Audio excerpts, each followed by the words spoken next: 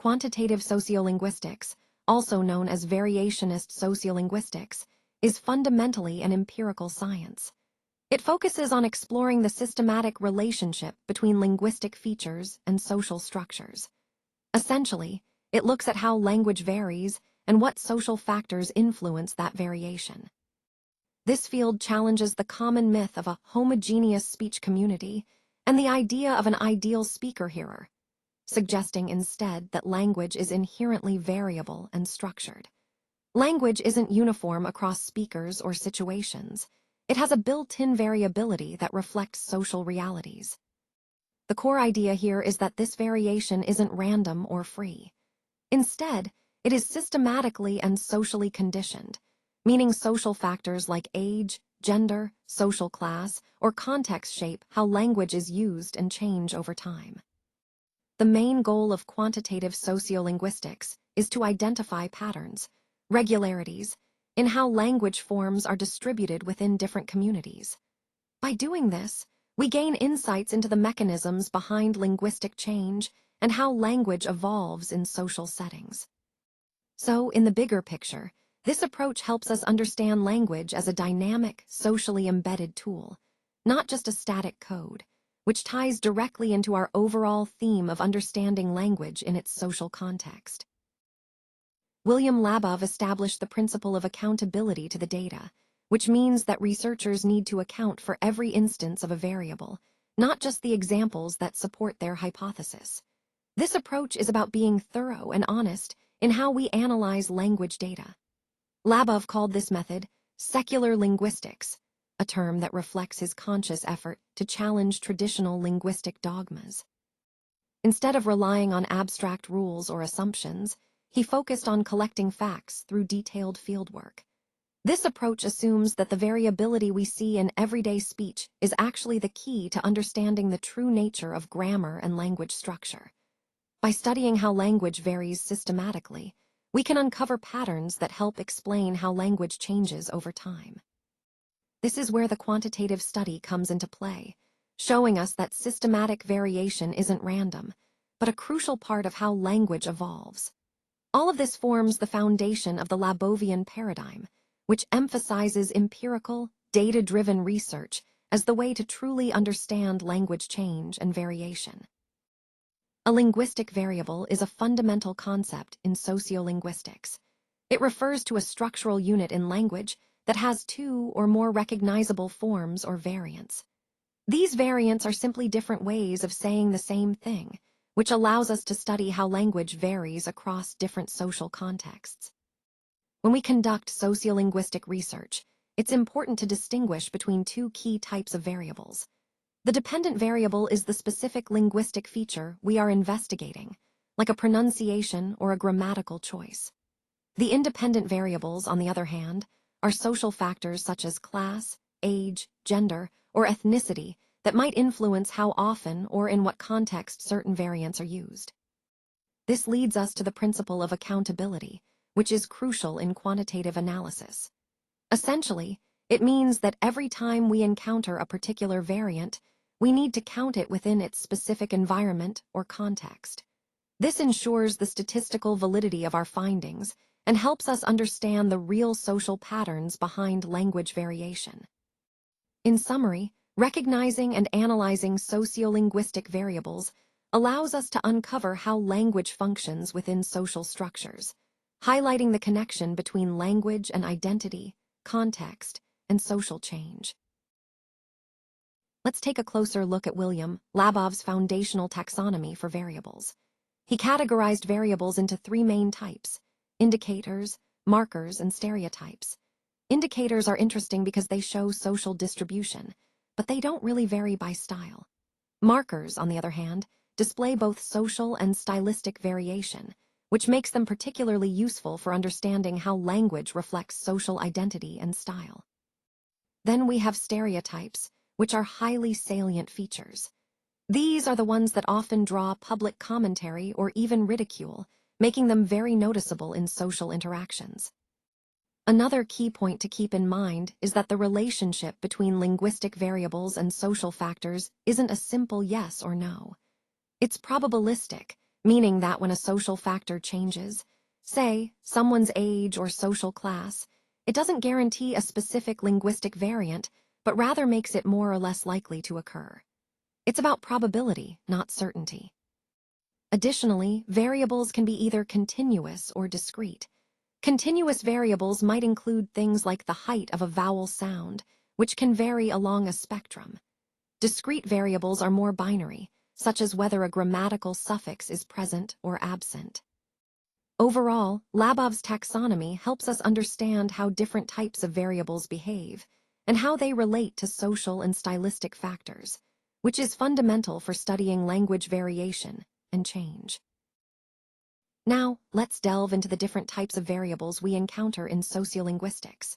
First, phonetic and phonological variables are among the most common. They involve different ways of pronouncing the same sound. For example, you might hear the presence or absence of the postvocalic R in phrases like fourth floor, or variations in how NG is realized, sometimes as in and other times as in. These variations are quite frequent in speech and can reveal regional or social differences. Next, we have morphological variables, which relate to the structure of words. These involve alternative forms based on roots and affixes.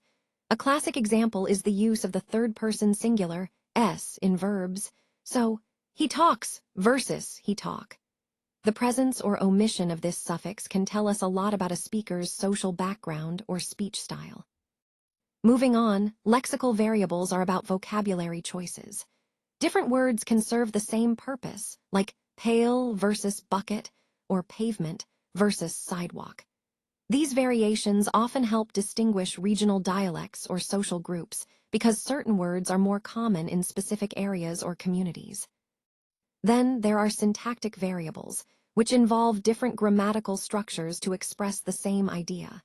For instance, choosing between the standard negation, I don't want any, and a double negation like I don't want none. These choices can reflect regional speech patterns or social factors as well. Finally, discourse markers, words and phrases like oh, well, or you know, play a key role in conversation. They help frame what we're saying, signal topic changes, or manage the flow of dialogue. Unlike grammatical variables, they don't have strict rules governing their use but are important for understanding conversational style. It's also worth noting that these variables often have multiple functions. They can serve as identity markers, indicating things like gender, social class, or the level of formality in a given situation. So, a single choice in language can carry a lot of social meaning. In summary, understanding the different types of variables, phonetic, morphological, lexical, syntactic, and discourse markers, helps us see how language varies and what those variations reveal about speakers and communities. The sociolinguistic interview is a key method used to explore the different speech styles people use in various social contexts. Its main goal is to elicit a wide range of speech behaviors from individuals belonging to different social backgrounds. One important concept here is style shifting, which we see as a kind of continuous spectrum. Basically, it reflects how much attention a speaker pays to their speech depending on the situation. The way we structure the elicitation tasks is crucial. We start with more casual speech, like conversations with family or friends, or discussing emotionally charged topics. As we progress, we move toward more controlled, monitored speech. For example, the standard interview responses represent a more careful style. Then, we have reading passages, where the participant reads continuous text, which is even more structured. At the most formal end of the spectrum are word lists and minimal pairs. These focus explicitly on pronunciation and are designed to observe the speaker's most careful speech. All of these tasks are designed to help us understand how speakers adjust their language depending on the social context, which ties back to our overall theme of understanding language variation and social influence on speech. This method is all about tackling what we call the observer's paradox. Essentially, it's the challenge of observing how people speak when they don't realize they're being studied. It's tricky because people tend to change their speech when they know they're being watched, which can skew the data. A classic example of this approach is Labov's NYC department store study from 1966. In that study, investigators asked people for information, like directions to the fourth floor, without revealing that they were part of a survey. This way, they could gather speech data naturally, without the informants feeling like they were being observed. The key advantage here is that it allows researchers to collect large amounts of authentic, natural speech very quickly, while also reducing the influence of monitoring or observation effects. This approach, often called rapid anonymous observation, helps us get closer to real, everyday speech patterns, an important goal in understanding language as it's actually used. Now let's talk about how we handle linguistic data. Essentially, we count tokens, which are the occurrences of specific words or patterns, and then we convert those figures into percentages to make comparisons easier. This helps us see the relative frequency of certain features across different datasets. When it comes to complex variables that have multiple variants, we assign numerical weights to each variant to calculate variable indices. This allows us to quantify more nuanced differences rather than just simple counts. We also often rely on group averages to increase the statistical significance of our findings. However, it's important to remember that averaging can sometimes hide individual variation, so we need to interpret these results carefully. Overall, these methods, counting tokens, calculating indices, and using group averages, are essential tools in quantitative analysis, helping us create meaningful index scores that reflect the data's underlying patterns. This ties back to our broader goal of understanding linguistic features with precision and clarity. The link between linguistic and social variables is actually probabilistic, meaning it's more about likelihoods than clear-cut categories. So, rather than saying a feature is simply present or absent, we're often looking at degrees of association, more or less likely. To determine whether these differences are meaningful, researchers use statistical tests like the chi-squared test. This helps us see if the observed differences are probably due to chance or if they reflect a real pattern. Now, statistical significance isn't just about the size of the difference. It also depends on how many cases we're looking at. Larger samples tend to give us more reliable results because they reduce the chance of random fluctuations. And to handle the complexity of multiple overlapping social and linguistic factors, tools like VARBRUL were developed. These computer programs analyze how different variables influence language use simultaneously, giving us a clearer picture of these intricate relationships. So, in essence, understanding statistical rigor, probability, and significance is crucial for making confident claims about the connections we observe in language and society. Social stratification refers to the way different groups are organized hierarchically based on factors like power, wealth, and social status. It's a way of understanding how society is structured and how these divisions influence people's lives. Early research showed that linguistic variables, things like pronunciation and vocabulary, are closely linked to socioeconomic status. For example, in New York City, the way people pronounce the post-vocalic R, which is the R sound that comes after vowels, is actually a prestige marker. The more often someone uses this R sound, the higher their social status and level of formality tend to be. What's really interesting is that these patterns of speech variation aren't random. They reflect a shared sociolinguistic competence. That is, members of different social classes generally recognize and understand the same prestige models. So, whether you're from a higher or lower social class, there's a common understanding of what speech patterns signal prestige. This all ties back to the overall theme. Language isn't just about communication, it's also a powerful social marker. Our speech patterns can reveal a lot about our social identity and where we stand in the social hierarchy. Let's talk about gradient stratification first. This concept describes a gradual, consistent increase in vernacular forms as you move down the social hierarchy. Essentially, as you go from higher to lower social classes, the way people speak shifts smoothly in a predictable manner. Trudgell's Norwich study of the NG variable is a perfect example of this. In his research, the scores for the pronunciation increase steadily across different social classes, and even when looking at different stylistic contexts. So, there's a clear, consistent pattern of change rather than abrupt jumps. Now, contrasting that with sharp stratification, which involves a much more noticeable gap between groups. Here, the differences are quite significant, often clearly distinguishing the middle class from the working class.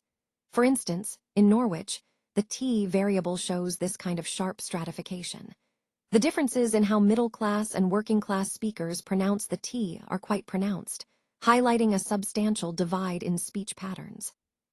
So, in summary, gradient stratification is about a smooth, gradual change, while sharp stratification features a clear gap between groups. Understanding these distinctions helps us see how language variation reflects social structures and class distinctions. Let's talk about what we call a robust finding in quantitative sociolinguistics. It's that females tend to use high-prestige standard variants more often than males of the same social class. This pattern has been observed quite consistently across different studies. Now, why does this happen? One explanation revolves around the idea of status. Women often use prestigious language as a way to establish or maintain social standing, almost like a substitute for holding a prestigious job. It's a way of signaling their position within social hierarchies. Another point relates to appearance. Societal expectations tend to rate men based on what they do, like their actions or accomplishments, while women are often judged more on how they appear, including their speech. So, language becomes a part of that broader assessment of appearance. Interestingly, even though women tend to favor standard or high-prestige forms, they are also typically the primary innovators of linguistic change, from below. That means they often lead the way in creating or adopting new vernacular forms, which can eventually influence the broader language over time. This pattern, often called the sex prestige pattern, highlights these complex social dynamics.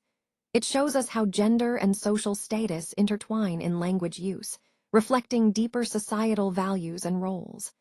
Understanding this helps us see how language both reflects and shapes social identities.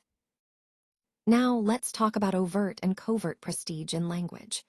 Overt prestige is all about how certain language varieties are seen as correct or proper, because they're recognized by dominant institutions like schools and the media.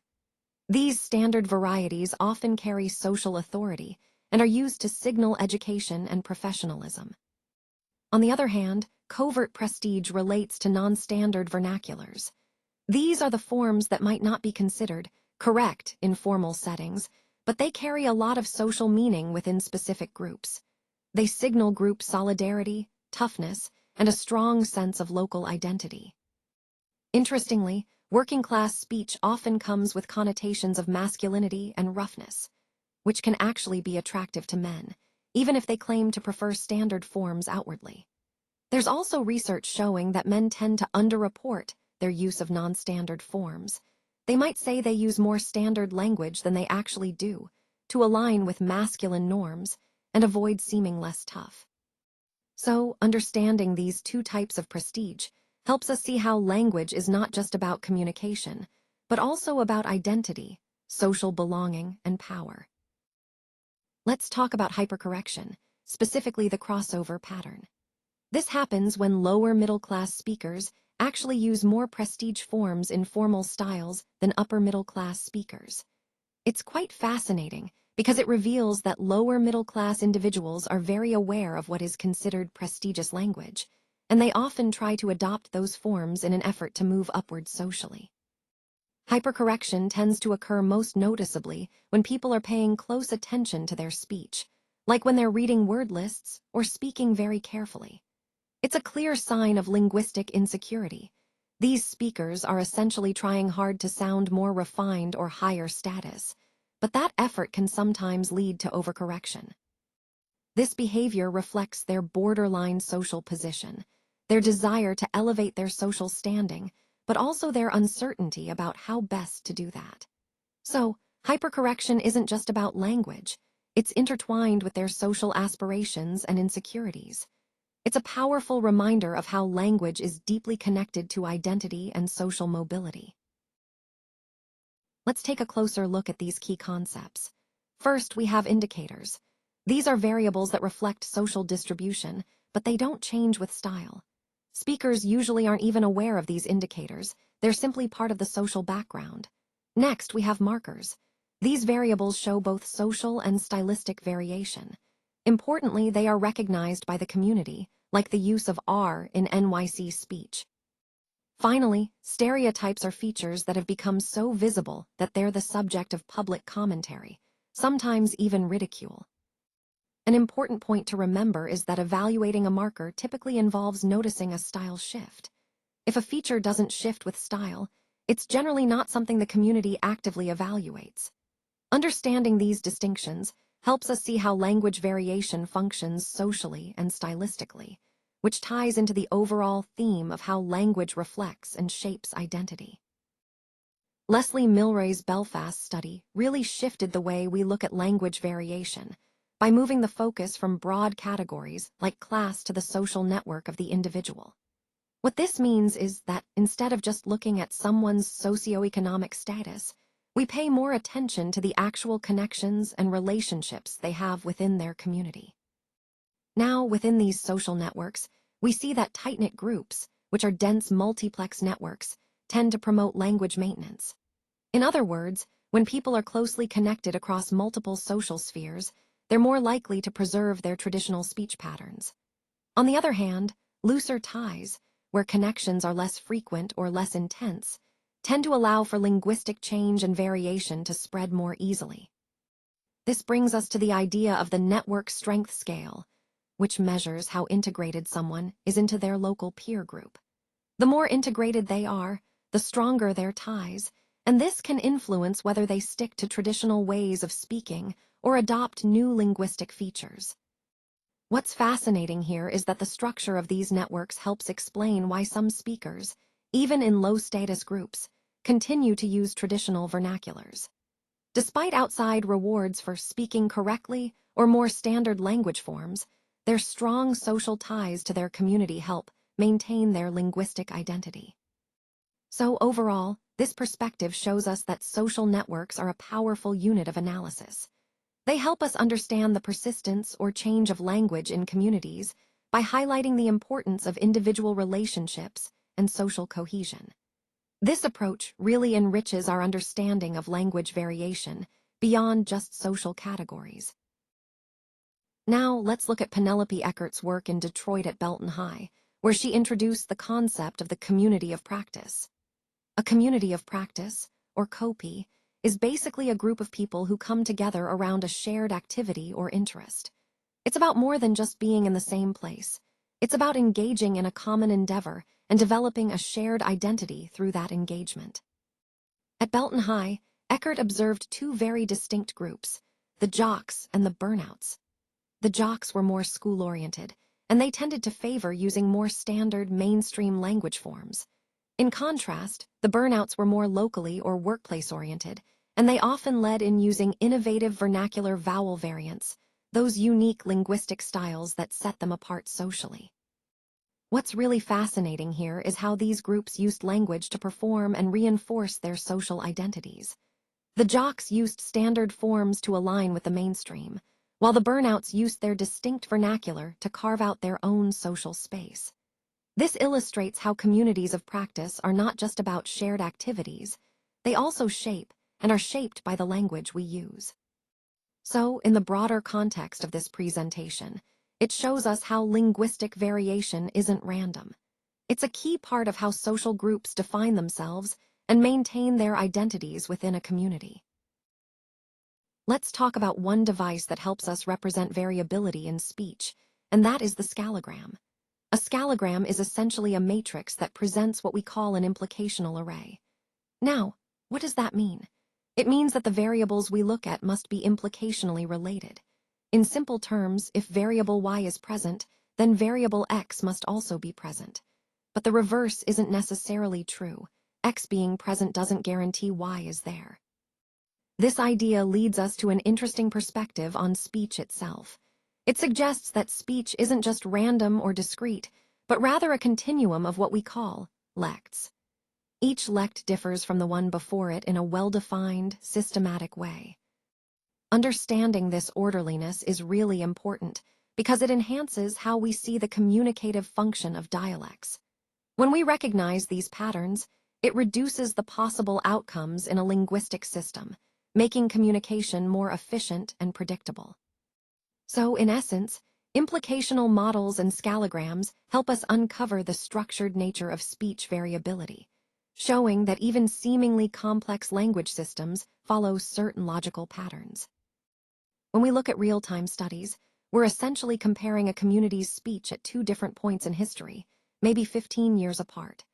This helps us see how language actually changes over time within the same community.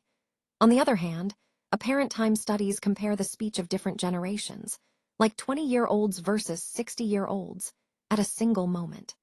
It's a snapshot that gives us insight into how language might evolve across generations. A key assumption in apparent time studies is that an individual's basic speech patterns tend to stay pretty stable after adolescence. So, when we compare different age groups, we're often interpreting these differences as language change over time, rather than just individual variation. Now, when we track these changes quantitatively, we often see what's called an S-curve of diffusion. That's where a new linguistic feature starts off slowly, then gains momentum, and finally stabilizes as it becomes widely adopted. Finally, it's important to compare these two methods, apparent time versus real-time tracking, because they each offer unique insights. Real-time studies show us actual change as it happens, while apparent time studies give us a broader picture of how language varies across generations at a specific point in time. Both are crucial for understanding the dynamic nature of language change. Some critics argue that finding a correlation between language and a social category is just descriptive, not really explaining why those patterns exist. They point out the so-called correlational fallacy, which is the mistake of assuming that because a variable, like language, correlates with class, that class actually explains that correlation. It's a common misconception, but it oversimplifies things. People aren't just sociolinguistic automata who passively reflect their demographic boxes. Instead, modern theories highlight that speakers are active agents. They make rational choices, have intentionality, and use language purposefully to construct and express their identities. So, when we talk about these correlations, it's crucial to remember that language use isn't just a mirror. It's a tool for identity work, shaped by conscious decisions and social context. This critique reminds us to look beyond surface-level correlations and consider the broader, more dynamic processes at play. When conducting sociolinguistic research, it's essential to focus on both data and theory. This means gathering evidence-based data that can stand up to scrutiny, but also contributing to broader theoretical understandings of language. Research design plays a crucial role here, as it must ensure validity, meaning we're accurately identifying and nomming the phenomena we're studying, and reliability, which involves measuring those phenomena objectively and consistently across different contexts and researchers. Starting with a clear, testable question is fundamental. This question should be something that we can investigate empirically using sociolinguistic data, so our findings are grounded in real-world evidence. Quantitative data, in particular, provide a solid foundation, what I like to call a firm foundation in concrete facts. These facts are essential because they form the basis upon which we can build and refine our broader theories of language structure. Ultimately, our methodology needs to balance data collection with theoretical insights. It's about integrating the concrete facts we gather with the larger frameworks we develop to understand language better. This approach ensures our research is both rigorous and meaningful, contributing to the ongoing dialogue between data and theory in sociolinguistics. Quantitative studies are becoming increasingly important in theoretical linguistics because they help us analyze fundamental aspects like sounds, word forms, and constructions in a more precise way. With the development of acoustic phonetics and the advent of computerized corpora, we now have the tools to conduct more sophisticated analyses on much larger data sets. This means we can uncover patterns and insights that were previously difficult to see. Looking ahead, one of the key challenges is to bridge the gap between macro-level social categories, like class, age, or ethnicity, and micro-level individual acts of identity, which are more nuanced and personal. Ultimately, sociolinguistics offers us the tools to understand this complex system of human linguistic knowledge, which is deeply embedded in social contexts. So, the future of quantitative studies is about refining these methods to better understand how social factors influence language and how individual identities shape linguistic variation and change.